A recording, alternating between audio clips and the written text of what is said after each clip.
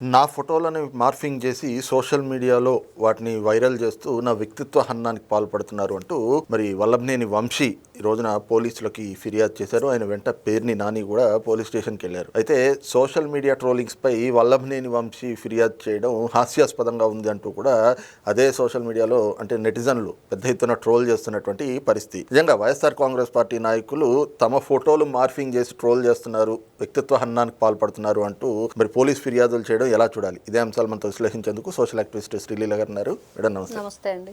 వల్లభనేని వంశీ ఫిర్యాదు మీద ఏం చెప్తారు? పైత్యం ఎక్కువైందని చెప్పాలి. ఏం చెప్పాలండి? లేకపోతే ఈ రోజున మనం ఆ వీడియోలన్నీ చూసాం. వాళ్ళు పెట్టుకున్న పార్టీ ఏంటి, అక్కడ వచ్చిన హాజరైన వ్యక్తులు ఎవరు? ఆయన ఒక్కడే లేడుగా. ఆయన ఒక్కడే ఉంటే ఆయన ఒక్కడనే ట్రోల్ చేశారనో లేకపోతే ఇంకోటో మార్ఫింగ్ చేశారని చెప్పుకోవచ్చు. అయినా వీళ్ళ చరిత్ర ఏంటి? ఫస్ట్ మీరు సత్యహరిశ్చంద్రుల, శ్రీరామచంద్రుల, సంఘ సంస్కర్తల, స్వాతంత్ర సమరయోధుల. మీరు గతంలో చేసింది ఏంటి? మీ బ్రతుకేంటి? మీరు ఎన్ని రకాలుగా సోషల్ మీడియాని వెచ్చలవిడిగా వాడుకున్నారో అందరికీ తెలుసు. మరి మీరు ఈ రోజున వచ్చేసి ముసలి కన్నీరు గారుస్తుంటే ఎవరైనా చూస్తూ అయ్యో పాపం ఎంత కష్టం వచ్చి పడిందిరా వల్లభనేని వంశీకి అని అంటారా? నీ బ్రతుకంతా తెలుసులే, మీరేంటి, మీ బ్రతుకేంటి, మీ జగనన్న చేసిందేంటి, ఆయన చేసిన తప్పులకు మీరు ఏ విధంగా సపోర్ట్ చేస్తారు? మరి ఇవన్నీ కూడా ఉన్నాయి కదా వీళ్ళ చరిత్ర. మరి అవి గుర్తు తెచ్చుకోవాలి ఒకసారి. వీళ్ళు ఎదుటి వాళ్ళని అనేటప్పుడు ఈ రోజున పోలీస్ స్టేషన్కి వెళ్ళాడు, ఏమని చెప్తాడండి ఆ వీడియో గురించి? అదే మొన్న వాళ్ళంతా కలిసి పార్టీ చేసుకున్న వీడియోలనే కదా, దాని గురించి ఏమని చెప్తాడు? ఒక్కసారి పోలీసులు కూడా వీళ్ళ సోషల్ మీడియా ఓపెన్ చేసి వీళ్ళు ఎంత కొవ్వుబట్టి ఉన్నారు, ఎంత పైత్యంతో ఉన్నారు, ఎన్ని విధాలుగా మహిళల పట్ల అసభ్యంగా వాళ్ళ పదజాలం ఉంటుందో క్లియర్గా అర్థమైద్ది. ఒకసారి అది చూసిన తర్వాత అప్పుడు కంప్లైంట్ పెట్టమనండి. ఎందుకు? పేర్ని నాని ఏం మాట్లాడాడు? పేర్ని నాని బహిరంగ సభలో నైటే వేసేయండి, పొద్దున్నే పరామర్శించండి, ఏం తెలియనట్టు వెళ్ళిపో అని చెప్పాడు. మరి ఆయనే ఫోన్ కాల్లో ఇక్కడ అమ్మాయి ఒక బీసీ మహిళ, మరి లోకేషే రెచ్చగొట్టి పంపించాడని చెప్పండి అని చెప్పి కూడా మనం విన్నాం. ఒకటా రెండు అలా చెప్పుకుంటూ వెళితే కొల్లలు ఉన్నాయి, వీళ్ళకి కొల్లలు ఉన్నాయి. అసలు గడిచిన 5 ఏళ్ళు సోషల్ మీడియాలో ఎలాంటి పోస్టులు పెట్టారు, ఫోటోలు మార్ఫింగ్లు, అది క్వశ్చన్ చేస్తే 3rd డిగ్రీలు కేసులు, ఇళ్లు ధ్వంసం చేయటం, పార్టీ కార్యాలయాలు తగలబెట్టడం, మహిళల పట్ల ఎంత భయంకర నీచమైన వాళ్ళు మాట్లాడిన మాటలు. ఒక బోరుగడ్డ అనిలా, ఒక వల్లభనేని వంశీనా, ఒక కొడాలి నానినా. అసలు కొడాలి నాని నోరైతే ఇంకా మురుగుంట కంటే దారుణం. ఎన్ని రకాలుగా సన్న బియ్యం దగ్గర తయారైంది. ఆయన దేవినేని ఉమా గారే అడిగినట్లున్నారు, సన్న బియ్యం ఇస్తానన్నారు కదని. మరి ఆ సన్నాసి మాటలు ఇప్పుడు గుర్తు రావట్లేదు వీళ్ళకి. అనకూడదు కానండి, కడుపులో మండిపోతుంది ఈ రోజున వాళ్ళ మాటలు. ఆ రోజున ఎన్ని రకాలుగా ఇబ్బంది పెట్టారు, ఎన్ని చిత్రహింసలకు గురి చేశారు, మాటలతో వదిలిపెట్టారా? ఎంత దారుణం. అసెంబ్లీ సాక్షిగా మీరు ఎప్పుడు కూడా మరి ఒక ప్రజా ప్రతినిధులుగా ప్రవర్తించారా? ఏ రోజైనా సరే మహిళలకు గౌరవం ఇచ్చారా? మీ పార్టీ నాయకుడి చెల్లెలనే మీరు వదిలిపెట్టలేదు కదా, మీ పార్టీ నాయకుడు తల్లినే వదిలిపెట్టలేదు కదా. బాబాయిని గొడ్డలకు బలి చేసినప్పుడు తెలీదా?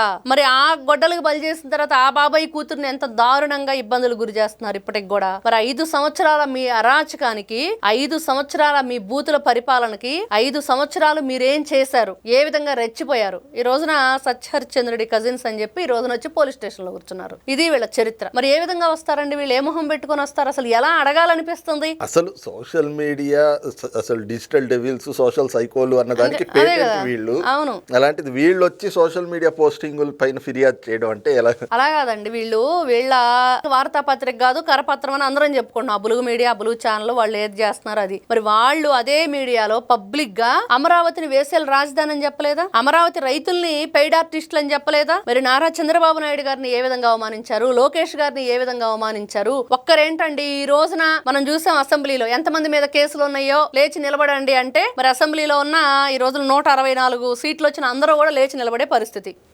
మరి ఇంకెక్కడ జగన్మోహన్ రెడ్డి అరాచకం చెయ్యలేదు పాపం అంటానికి? ఎందుకు ఈ వల్లభనేని వంశీ తక్కువ తిన్నాడా? నోరు తెరిస్తే బూతులు మాట్లాడితే అసలు అన్నం తింటున్నారా వీళ్ళు, అశుద్ధం తింటున్నారా అన్నట్లుగా నీచమైన భాషను ఉపయోగించి ఆ రోజున మహిళల పట్ల గౌరవం లేకుండా ఇష్టానుసారంగా మా అన్న 30 ఏళ్ళు ఉంటాడు, 30 ఏళ్ళు ఆంధ్ర రాష్ట్రాన్ని మేమే పరిపాలిస్తామని చెప్పి రెచ్చిపోయారు. ఎప్పుడూ కూడా గుర్తుపెట్టుకోవాలి వాళ్ళు. మళ్ళీ కాలం తిరిగి వస్తుంది, ఖచ్చితంగా బళ్ళు అవుతాయి. చేసిన పాపానికి శిక్ష అనుభవించక తప్పదు అని ఈ రోజున 11 ఇచ్చి పక్కన పడేశారు. ఈ రోజున కుయ్యో మర్రో అమ్మో అయ్యో అనుకుంటా లేని దాన్ని కూడా ఉన్నట్టు సృష్టిస్తూ వచ్చి ఇట్లాంటి పెయిడ్ కంప్లైంట్లు పెడుతున్నాడు ఈ పెయిడ్ ఆర్టిస్ట్. ఇప్పుడు ఈయన పెయిడ్ ఆర్టిస్ట్.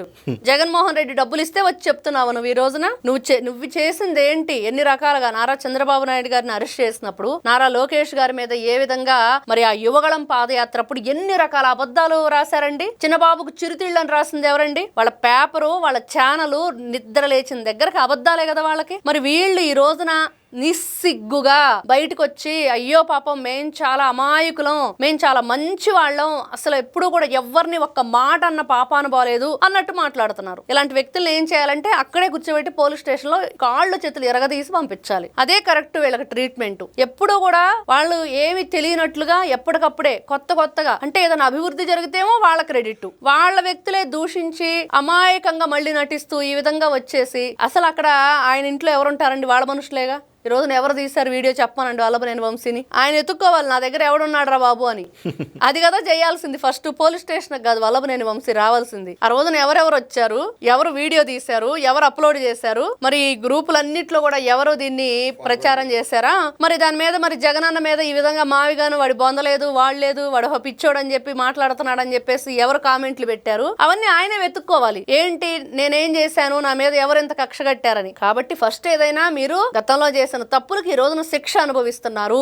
పార్టీ కార్యాలయం అది ఎంత గొప్పగా కార్యకర్తలు దేవాలయం లాగా భావించుకునే దాన్ని తగలబెట్టడం మరి ఎంత దుర్మార్గం. ప్రజలందరూ కూడా డబ్బులతో కట్టుకున్న ప్రజావేదికను కూల్చడం ఎంత దుర్మార్గం. మీరు చేసిన దుర్మార్గాలు అన్ని ఇన్ని కాదు. మీ అంత నీచులు, నికృష్టులు, దుర్మార్గులు ఎక్కడా కూడా భూతద్దం పెట్టి వెతికినా కూడా మరి ఇంకెక్కడా కనిపించరు. ఆంధ్ర రాష్ట్రంలోనే ఉన్నారు. ఇంత దగులుబాజీ వాళ్ళని పెట్టుకుని మేము ఇన్ని రకాలుగా ఇబ్బందులు పడ్డామా? ఇన్ని సంవత్సరాలు 2019 నుంచి 24 వరకు పడారా అని కష్టాలన్నీ ఆంధ్ర రాష్ట్ర ప్రజలు పడ్డారండి. అంటే చూసాం పంచపాండవులు ఏ విధంగా అజ్ఞాతవాసం అరణ్యవాసం చేశారో, శ్రీరామచంద్రుడు మరి ఏ విధంగా అరణ్యవాసం చేశాడో అన్ని కూడా వీళ్ళు అన్ని యుగాల్లో కూడా ఒక్క కలియుగంలో ఒక 4-5 సంవత్సరాల జగన్మోహన్ రెడ్డి చూపించాడు. అన్ని ఇక్కట్లు పడ్డారు, అన్ని బాధలు పడ్డారు. అంటే పిల్లల్ని మద్యానికి గంజాయికి బానిసలను చేసావు, గంజాయి మొత్తులో తూగేటట్టు చేసావు. వాళ్ళు గంజాయి అంటే ఇంట్లో కన్న తల్లిదండ్రులకి గంజిది కూడా తాగటానికి డబ్బులు లేని ఇంట్లో నువ్వు గంజాయి పెట్టి పోషించే వాళ్ళని. మరి అలాంటి వ్యక్తులకి నీవు కత్తిలిచ్చి వాళ్ళ చేత రోడ్ల మీద చిందులేయించి రప్పరప్ప నరికేస్తాం, రక్తంతో హోళీ చేస్తాం అని చెప్పి చేయించిన మీరు ఈ రోజున బయటకు వచ్చి ఫోటో మార్ఫింగ్లు, సోషల్ మీడియాలో బూతులని మాట్లాడుతుంటే ఏ చెప్పుతో కొట్టాలి అని అడుగుతున్నారు ప్రజలు. ఏం సమాధానం చెప్తాడండి వల్లభనేని వంశీ? పేరుని నాని, కొడాలి నాని, ఇంకా రోజా గురించి చెప్పుకోవాలి. ఇంకా అది నోరా తాటి మట్ట అన్నట్ట. అసలు మహిళేనా అన్నది అందరం కూడా మహిళల లిస్ట్ లోంచి తీసేసిన పరిస్థితి. ఇంకా ఆవిడ మాటలకి హద్దు అదుపు. నేను ఒక మహిళ అనేది కూడా మర్చిపోయి నన్ను ఏం చేస్తారో అడిగిన ఘనురాలు ఆవిడ. మరి ఎంత నీచమైన చరిత్ర మీరు పెట్టుకొని ఈ రోజున నీతి కబుర్లు చెప్తుంటే ఎవరింటారండి? ఎవ్వరూ కూడా మిమ్మల్ని చూడటానికి కూడా ఇష్టపడట్లా, మీ మాట వినటానికి కూడా ఇష్టపడట్లా. మిమ్మల్ని రాష్ట్రం నుండి ఎప్పుడెప్పుడు తరిమేద్దామా, వీళ్ళ మొహాలు చూడలేక చస్తున్నాము, 5 సంవత్సరాలు మమ్మల్ని అష్ట కష్టాలు పెట్టారు, ఇట్లాంటి వ్యక్తులా మాకు కావాలి, ఇట్లాంటి వ్యక్తులతోనే మేము ఉండాలి, ఇట్లాంటి వ్యక్తులు అవసరమా, మళ్ళీ వస్తాం కళ్ళు మూసుకోండి అని చెప్తున్న జగన్మోహన్ రెడ్డి మాటలు కళ్ళు మూసుకొనే ఉండండి బాబు అని అయితే ప్రజలు కోరుకుంటున్నారు. థాంక్యూ. నమస్తే.